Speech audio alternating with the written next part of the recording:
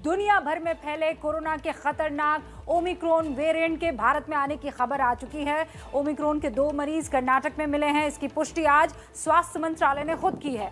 जानकारी के मुताबिक मरीजों में एक भारतीय डॉक्टर है और दूसरा दक्षिण अफ्रीका का बताया जा रहा है। अब खबर यह है कि ओमिक्रॉन भारत में आ गया है। इससे डरना जरूरी है क्योंकि इस वेरिएंट की वजह से कई देशों में लॉकडाउन लग चुका है। 15 से ज्यादा मुल्क ऐसे हैं जिन्होंने दूसरे देशों से आने वाली फ्लाइट्स पर बैन लगा दिया, कंप्लीट बैन। भारत में भी एयरपोर्ट पर अब नए नियम लागू कर दिए गए हैं ताकि इसे फैलने से किसी तरह से रोका जा सके, क्योंकि ये देखा गया है कि ओमिक्रॉन वेरिएंट बहुत तेजी से फैलता है। लेकिन इस बीच लोग फिर से डर रहे हैं। वो 1.5 साल पुराना डर लौट आया है और इसीलिए मास्टर स्ट्रोक की कवर स्टोरी में आज उसी डर, इस ओमिक्रॉन वेरिएंट के बारे में आपको बताना जरूरी है।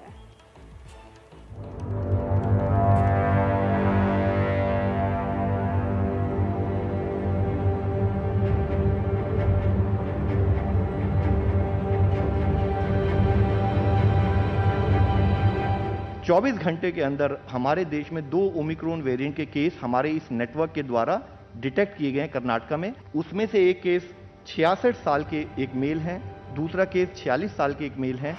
स्वास्थ्य मंत्रालय के संयुक्त सचिव लव अग्रवाल के इस बयान से कोरोना वायरस के वेरिएंट ओमिक्रॉन के भारत में पहुंच जाने की पुष्टि हो गई है और इसी के साथ एक बार फिर देश में कोरोना की दहशत भी बढ़ने लगी है। ओमिक्रॉन वेरिएंट का पता तब चला जब कर्नाटक में दक्षिण अफ्रीका से आए 93 लोगों का टेस्ट किया गया।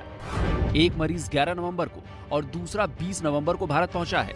दोनों मरीज आइसोलेशन में हैं और उनकी हालत स्थिर है। कोरोना के ओमिक्रॉन वेरिएंट से पूरी दुनिया इस वक्त डरी हुई है। कई देश अफ्रीका से आने वाली फ्लाइट्स पर बैन लगा चुके हैं। फिक्र इसलिए भी ज्यादा है क्योंकि कोरोना का ओमिक्रॉन वेरिएंट बीटा और डेल्टा वेरिएंट के मुकाबले तेज रफ्तार से फैलता है। कि हो सकता है कि 5 गुना अधिक इन्फेक्शियस हो। इवन डेल्टा वेरिएंट जो कि लास्ट वेरिएंट दुनिया में एक अधिक संख्या में नोट किया गया और जो कि मुख्यतः प्रचलित हमारा वेरिएंट पूरे दुनिया में इस समय है, उससे भी अधिक स्पाइक लेवल पर इसकी 2 गुना से भी अधिक म्यूटेशन है। WHO ने बताया है कि इसमें करीब 45 से 52 के करीब ओवरऑल म्यूटेशन नोट की गई हैं। मोस्टली इन सारे केसेस में जो भी ओमिक्रॉन से रिलेटेड हैं, अभी उसमें माइल्ड के करीब सिम्टम्स ही पाए जाते हैं। अब जरा सोचिए, भारत जैसे बड़े देश में जहां 130 करोड़ से भी ज्यादा लोग रहते हैं, वहां अगर ओमिक्रॉन वेरिएंट फैल गया तो क्या होगा। कोरोना ने दूसरी लहर में किस तरह से देश में तबाही मचाई थी, वो अभी तक कोई भूल नहीं पाया है। हालांकि सरकार की तरफ से कहा जा रहा है कि ओमिक्रॉन वेरिएंट वाले दोनों मरीजों के सारे कॉन्टैक्ट ट्रेस कर लिए गए हैं। 883 सैंपल्स हम लोगों ने 26 तारीख, क्योंकि हम लोगों ने ये ट्रैक करना चालू कर दिया है और पूरे महीने की बात करें तो हम 6,500 करीब जीनोम सीक्वेंसिंग जो हमारे उसमें सिस्टम में आई है वो हमने नोट की है। कॉन्टैक्ट 3 टाइप के हम लोग ट्रेस कर रहे हैं। Number 1 primary contact, number 2 secondary and number 3 tertiary. जो रिमोटेस्ट कॉन्टैक्ट भी हैं वो इस पूरे केस के ट्रेस कर लिए गए हैं, दोनों के। कर्नाटक में मिला ओमिक्रॉन वेरिएंट के 66 साल उम्र वाला पहला मरीज 27 नवंबर को दुबई जा चुका है। उससे सीधे संपर्क में 24 लोग आए थे, जबकि 240 लोग इन 24 लोगों के संपर्क में आए थे। वहीं 46 साल उम्र वाले दूसरे मरीज की कोई ट्रैवल हिस्ट्री नहीं थी।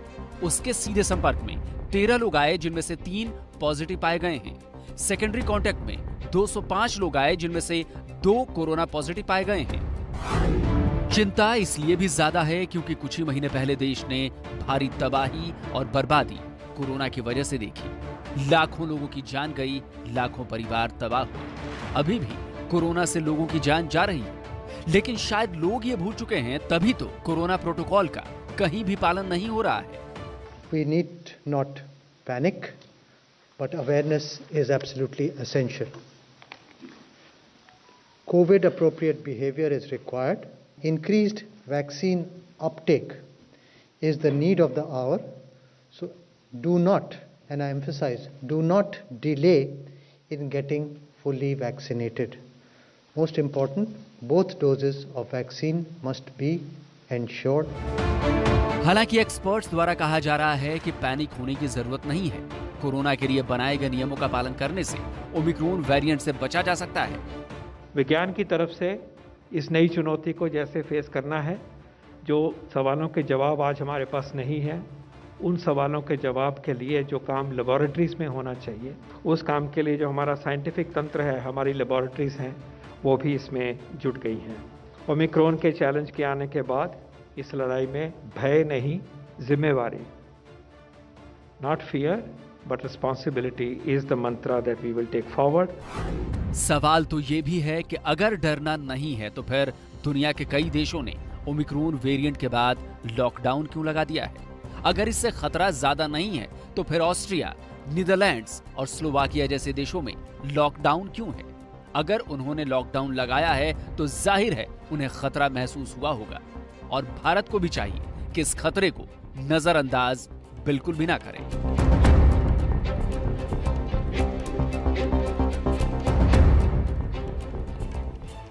देखिए, हकीकत यह है कि ओमिक्रॉन वेरिएंट से जूझ रहे मरीजों की संख्या अभी बहुत कम है, लेकिन आशंका यह है कि आने वाले वक्त में ये संख्या बढ़ेगी क्योंकि ये तेजी से फैल रहा है।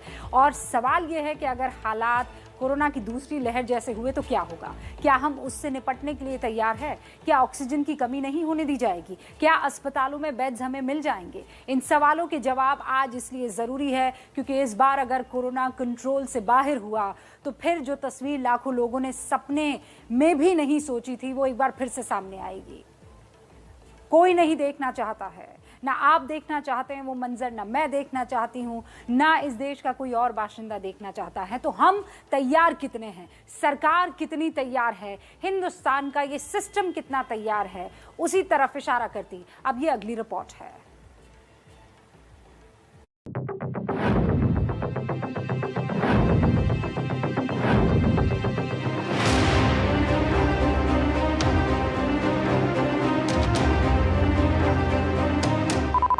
क्या आपको इन लोगों में कहीं भी कोरोना को लेकर कोई डर दिखा?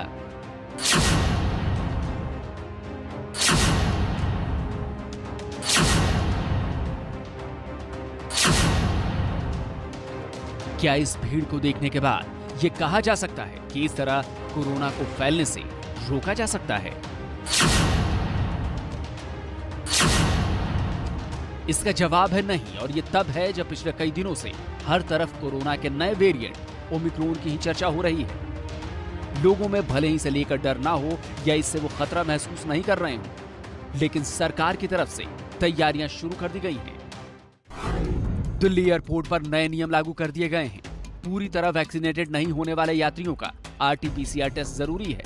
7 दिन का होम क्वारंटीन और 7 दिन की सेल्फ हेल्थ मॉनिटरिंग अनिवार्य कर दी गई है। चीन, New Zealand, south Africa, Bangladesh, Brazil, Europe, Singapore, UK, Mauritius, Botswana से आने वाले यात्रियों के लिए ये सारे नियम अनिवार्य होंगे। साउथ अफ्रीका से एक नया वेरिएंट कोरोना का, जिसे ओमिक्रॉन कहा जा रहा है, उसकी वजह से पूरी दुनिया के अंदर चिंता का विषय बना हुआ है। जो भी अफेक्टेड कंट्रीज हैं उनसे आने वाली फ्लाइट्स में सभी लोगों को एयरपोर्ट के ऊपर RT-PCR टेस्ट सबका किया जा रहा है। वहीं दिल्ली से सटे नोएडा में ओमिक्रॉन को लेकर स्वास्थ्य विभाग ने अलर्ट जारी कर दिया है। विदेश से लौटे 67 लोगों को निगरानी पर रखा गया है। सभी को 14 दिन होम आइसोलेशन में रखा गया है। मुंबई में तो ओमिक्रॉन वेरिएंट के खतरे को देखते हुए बड़ी तैयारी शुरू हो चुकी है। मुंबई के जम्बो कोविड सेंटर को फिर से एक्टिव किया जा रहा है। ओमिक्रॉन ने जो है वो टेंशन बढ़ा दी है लोगों की। वैसे में राज्य सरकार की तरफ से, BMC की तरफ से ये कहा गया है कि लोगों को डरने की ज़रूरत नहीं है। सारे पर्याप्त जो सुविधाएं हैं वो की गई हैं। जो भी लोग हाई रिस्क कंट्रीज से आएंगे उसको क्वारंटीन प्रोसेस से होकर गुजरना होगा। गाइडलाइन के हिसाब से हम लोग ने ये 1000 बेड का रिचर्डसन क्रूडास जम्बो कोविड सेंटर पैसेंजर्स के फैसिलिटी के लिए बनाया है। ये ऑलरेडी एक कोविड सेंटर था जहां पे पॉजिटिव पेशेंट ट्रीट कर रहे थे। फुल्ली ऑक्सीजनेटेड है, 1000 बेड हेड है। हाई रिस्क देशों से आए यात्रियों को 7 दिन क्वारंटीन में रहना अनिवार्य है। एयरपोर्ट पर हाई रिस्क देशों से आए यात्रियों का RT-PCR टेस्ट होगा। RT-PCR टेस्ट रिपोर्ट आने के बाद ही उन्हें एयरपोर्ट से जाने दिया जाएगा। मुंबई की मेयर के मुताबिक उन्हें नहीं पता कि नया वायरस कितना खतरनाक है, लेकिन उसके लिए तैयारी हो चुकी है। 4 जो आते हैं वो हाई रिस्क कंट्री से आते और 3 आते हैं वो लो रिस्क कंट्री से आते। हाई रिस्क कंट्री के लिए तो सब जगह में, ऐसा नहीं कि मुंबई में, सब जगह में उनको क्वारंटाइन किया जाता है। और उनका टेस्टिंग होता है।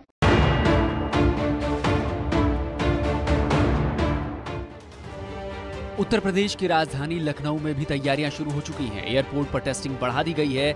विदेश से लौटने वालों के लिए लोकबंधु अस्पताल में 20 बेड रिजर्व किए गए हैं। डॉक्टर्स और दूसरे सपोर्ट स्टाफ की ड्यूटी भी लगा दी गई है। और एम्बुलेंस आने का रास्ता सब कुछ हम लोगों ने कोविड के हिसाब से अलग से किया है। अभी फिलहाल 20 बेड हम लोग तैयार किए हुए हैं।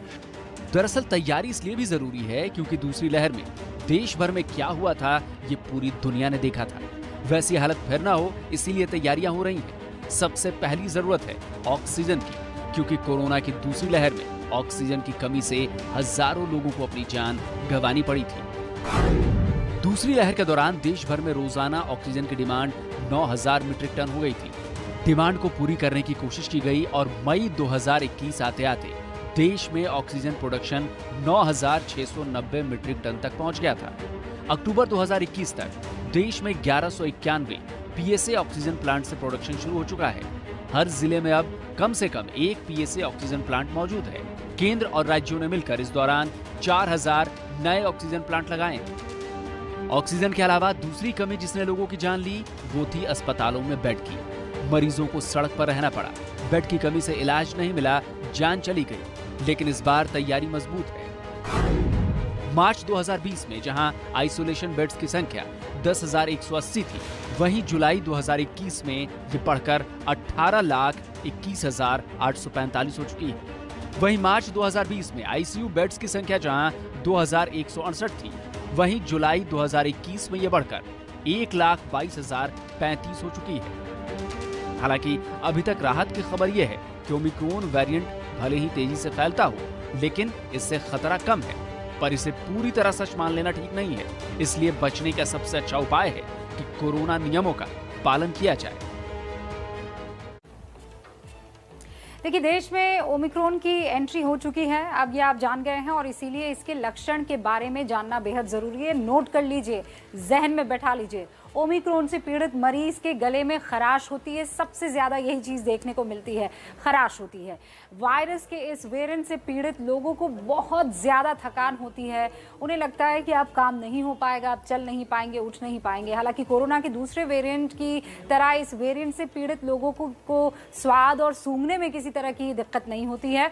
ऑक्सीजन लेवल भी इसमें बहुत ज्यादा नहीं गिरता है। लेकिन फिर बता दूं, ये बहुत तेजी से फैलता है। अब तक कोरोना के कई वेरिएंट आ चुके हैं, लेकिन सवाल यह है कि ओमिक्रॉन को इतना खतरनाक माना क्यों जा रहा है। मैं बताती हूँ आपको। दरअसल ओमिक्रॉन अब तक जितने वेरिएंट इसके आए हैं उनमें सबसे ज्यादा तेजी से फैलने वाला है और दोबारा भी लोगों को अपनी चपेट में ले सकता है। ये इस वेरिएंट पर वैक्सीन का कितना असर हो रहा है, अब तक इसकी जांच चल रही है। कुछ चीजें पुख्ता तौर पर नहीं कही जा सकती है। कितना गंभीर हो सकता है, इसकी भी पुख्ता जानकारी अभी तक मिली नहीं है। इसके तेजी से फैलने की वजह से दुनिया में जाहिर सी बात है कोहराम मचा हुआ और आशंका ये है कि अगर एक बार ये फैलना शुरू हुआ तो किसी भी देश की स्वास्थ्य सेवाएं जो है, सुविधाएं जो है, वो चरमरा सकती है। ओमिक्रॉन के फैलने की रफ्तार का अंदाजा आप दक्षिण अफ्रीका के कोरोना के डेटा से लगा सकते हैं और हम आपको सिर्फ सचेत करने के लिए दक्षिण अफ्रीका के पिछले 5 दिनों के कोरोना के रिकॉर्ड यानी ग्राफ को दिखा रहे हैं। डरना नहीं है, लेकिन सावधान रहना। 27 नवंबर को दक्षिण अफ्रीका में 3220 केसेस आए थे, 8 की मौत हुई। फिर अगले दिन 2858 केसेस सामने आए, 6 की मौत हुई। 29 नवंबर को नए केसेस की संख्या 2273 थी, मौत का आंकड़ा बढ़कर 25 हो गया और फिर 30 नवंबर को नए मरीज की संख्या 4373 पहुंच गई, 21 लोगों की मौत हुई। यानी 1 दिसंबर को अगर मैं कहूं तो मरीजों की संख्या 8561 हो गई, 28 लोगों की मौत रिपोर्ट की गई। ओमिक्रॉन के खतरे से निपटने के लिए भारत सरकार ने गाइडलाइंस जारी कर दी है। पालन इसका बहुत ज़रूरी है। इसमें ज़्यादा वही बातें हैं जो हम जानते हैं, फिर भी एक बार फिर से आपको याद दिलाना ज़रूरी है। वो क्या है? सबसे ज़रूरी ये है कि अगर वैक्सीन नहीं लगवाई है तो जाकर फौरन वैक्सीन लगवाइए। अगर एक डोज लग चुकी है तो फौरन दूसरी डोज जाकर लगवा दीजिए। मास्क पर खास ध्यान दीजिए। सोशल डिस्टेंसिंग का पालन जरूर कीजिए। थोड़ी थोड़ी देर में हाथ धोते रहिए। सैनिटाइजर का इस्तेमाल कीजिए अगर हाथ नहीं धो सकते हैं तो। इन सारी चीज़ों से आप बच सकते हैं। ओमिक्रॉन काफ़ी तेज़ी से फैलता है, लेकिन अब तक की स्टडी से ये ज़रूर पता चला है कि इसके लक्षण बहुत ज़्यादा खतरनाक नहीं है। मरीज जल्दी ठीक हो जाता है। इसके बावजूद इसे लेकर लापरवाही खतरनाक हो सकती है, क्योंकि साउथ अफ्रीका का डेटा बताता है कि मौत का आंकड़ा बड़ा है।